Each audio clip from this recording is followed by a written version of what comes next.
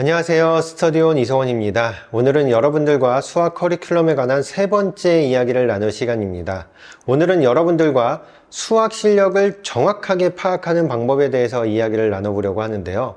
커리큘럼을 세우기에 앞서서 자신의 실력이 어느 정도인지를 정확하게 파악하는 것은 무엇보다 중요하다고 할 수 있습니다. 자신의 실력이 정확하게 파악이 되어야 어떤 교재로 시작해서 그 다음은 어떤 교재를 볼 것인지, 그리고 그러한 계획을 언제 시작해서 언제 끝낼 것인지, 그리고 그 다음 목표는 어떤 것으로 해야 하는지, 이 모든 것들을 결정할 수 있기 때문입니다. 그런데 이쯤에서 조금 이상하다라고 생각하시는 분들이 계실지 모르겠습니다.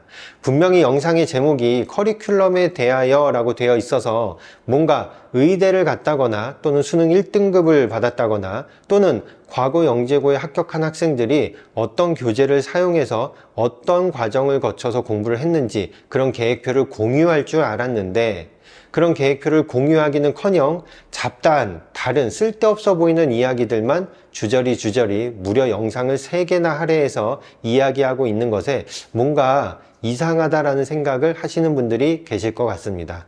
근데 어쩌면 제 영상을 오래전부터 보신 분들이라면 이미 눈치채셨을지 모르겠지만, 저는 그런 학생들이 공부한 계획표를 그대로 복사해서 붙여넣기 하듯이 공부하는 방법을 권장하지 않습니다. 따라서 그런 계획표를 공유할 생각도 없습니다. 제가 이 영상을 만드는 목적, 저의 목표는 이 영상을 보시는 분들이 자신의 실력을 정확히 파악해서 내가 지금 어떤 책을 보아야 하는지, 그리고 그 다음에는 어떤 책을 보는 것이 좋은지, 그리고 지금 내가 당장 채워야 하는 부분은 어떤 부분인지, 그리고 내가 그 계획을 언제 시작해서 언제쯤 끝내는 것이 나에게 적합한 공부의 양인지, 그리고 그 다음에는 어떤 계획을 세우는 것이 좋은지를 스스로 결정할 수 있는 그런 능력을 키울 수 있도록 돕는 것이 지금 제가 이 영상을 만드는 목표이기 때문입니다. 아마도 이 영상을 끝까지 보시고 나면, 그 다음에 올려드리는 영상까지도 끝까지 보신다면 분명히 자신의 공부 계획을 스스로 세울 수 있는 능력이 어느 정도 생길 거라 저는 확신하는데요.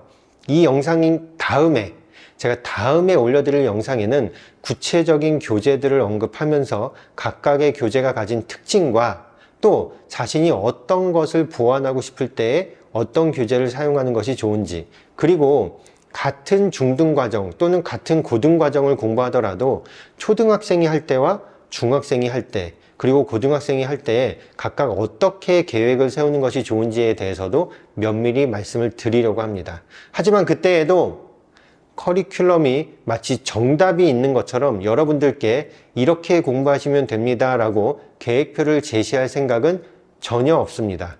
따라서 혹시라도 그런 것들을 기대하신 분들이라면 지금 영상을 돌리셔도 됩니다.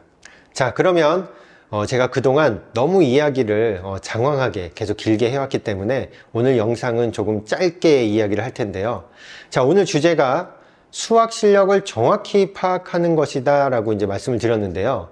자, 수학 실력을 정확히 파악하는 방법은 무엇일까요? 그리고 수학 실력을 정확히 파악하는 것은 왜 어려울까요? 제가 유튜브 채널을 통해서도, 그리고 실제로 많은 분들께 직접 얼굴을 대면하고 상담을 할 때에도 받는 질문 중에 하나가, 특정한 교재의 정답률이 몇 %가 나오는데 이제 그 다음 교재로 어떤 걸 푸는 게 좋을까요? 라는 질문을 받거든요. 근데 제가 예전에 올린 영상에서도 특정한 교재에서 정답률이 몇 %가 나오면 그 다음에 어떤 교재를 보면 좋습니다 라는 말씀을 드렸지만, 그것은 제가 학생을 직접 만날 수 없는 상황에서 그 학생의 장점이나 단점을 정확하게 분석하기 어려운 상황에서 정말 아주 단편적으로 이 학생이 이 정도의 정답률을 보인다면 그럼 이 문제집을 풀어도 좋지 않을까라는 최소한의 제안을 드린 것입니다. 쉽게 말씀드리면 정답이 아니라는 이야기가 됩니다. 자, 그런데 많은 분들이 조금 궁금해 하실 것 같습니다. 시험을 보고 나서 몇 점의 점수가 나오고 또는 모의고사를 풀었더니 몇 등급이 나왔다라고 하는 것은 그 학생의 현재 실력을 보여주는 지표일 텐데, 그런 데이터가 있음에도 불구하고 왜 실력을 분석하는데, 실력을 파악하는데 어려움이 있다라고 이야기하는지 잘 이해가 안 되시는 분들이 계실 겁니다. 그런 분들을 위해서 조금 간단하게 예를 들어서 설명을 드리면요. 자, 어떤 학생이 특정한 문제집, 예를 들면 센을 한번 예로 들겠습니다. 센의 B단계에서 80%의 정답률이 나왔다고 해보겠습니다. 자, 그런데 제가 눈여겨보는 것은 그 80%의 정답률을 보인 그 맞춘 문제들을 이 학생이 어떻게 풀었는지 그 과정이 굉장히 중요하기 때문입니다. 우리가 단순히 정답률이 80%라는 것만으로 이 학생의 실력을 가늠하기가 어려운 이유는 그 80%라는 정답률에 도달하기까지의 과정이 전혀 반영되어 있지 않기 때문입니다. 그래서 저는 수업을 할 때에도 어떤 학생들이 문제를 풀었다고 할 때 그 문제를 어떻게 풀었는지, 그리고 문제를 어떻게 해석했는지, 문제의 조건을 어떻게 사용했는지, 그리고 자신이 문제를 풀기 위해 사용한 아이디어가 정말 논리적으로 모순이 없는지를 충분히 검토해 봤는지, 이런 것들을 꼼꼼히 살펴보곤 합니다. 의외로 많은 학생들이 자신의 풀이에 확신이 없이 그냥 문제를 풀고 정답이 나왔는데 마침 보기에 자신이 구한 답이 있다 보니까 그걸 체크했더니 채점을 하니까 맞은 거죠. 그러면 내 방법이 맞았나 보다 라고 생각하고 그냥 넘어가는 경우가 많습니다. 이게 문제라고 제가 말씀드리는 이유는 자신의 풀이가 논리적으로 맞는지 틀리는지 확신을 갖지 못한 상태에서 단순히 정답과 일치한 결과를 냈기 때문에 아마도 맞았나 보다 라고 생각하는 것은 자신의 수학 실력을 키우는데 도움이 되지 못하기 때문입니다. 이런 식으로 공부를 한 학생은 당연히도 자신이 풀었던 문제와 조금 변형된 문제가 나오거나 약간 다른 난이도 또는 다른 유형의 문제가 나오게 되면 자신이 문제를 분석해서 풀기보다는 그때그때 즉흥적으로 떠오르는 풀이를 사용하게 되거든요. 그러면 우리가 소위 말하는 평소에 공부할 때는 이 정도의 점수가 나왔는데 시험을 보고 나면 점수가 완전히 다른, 훨씬 낮은 점수가 나오는 그런 결과를 받아들 가능성이 굉장히 큽니다. 그래서 저는 맞은 문제도 어떻게 풀었는지 그 과정을 면밀히 살펴보아야 한다라는 말씀을 드리고요. 두 번째로 자신의 실력을 정확하게 파악하는 것에 어려움이 있는 이유는 정답률이 80%가 나왔을 때 오답이 20%라는 얘기가 되겠죠. 그런데 그 20%의 오답이 어떤 유형의 문제들에 집중되어 있는지를 살펴볼 필요도 있습니다. 예를 들면 제가 가르치는 학생 중에서는 단순히 계산만 하면 되거나 또는 공식에 대입만 하면 되는 그런 간단한 문제들은 아주 정답률이 높은 반면에 조금이라도 생각을 해야 되는 문제에 있어서는 정답률이 정말 뚝 떨어지는 학생들이 있거든요. 똑같이 정답률이 80%라고 하더라도 그런 문제들에서만 정답률이 아주 높고 조금이라도 생각을 해야 되는 문제에 있어서는 정답률이 뚝 떨어지는 학생들은 사실은 80%의 정답률보다는 실제 정답률이 훨씬 더 낮은 상태다라고 말할 수 있습니다. 그래서 틀린 문제들을 어떤 문제를 틀리고 있는지 쉽게 예를 들어서 말씀을 드리면 만약에 약수의 개수를 구하시오라는 문제는 그대로 공식을 사용해서 계산만 하면 되는 문제가 됩니다.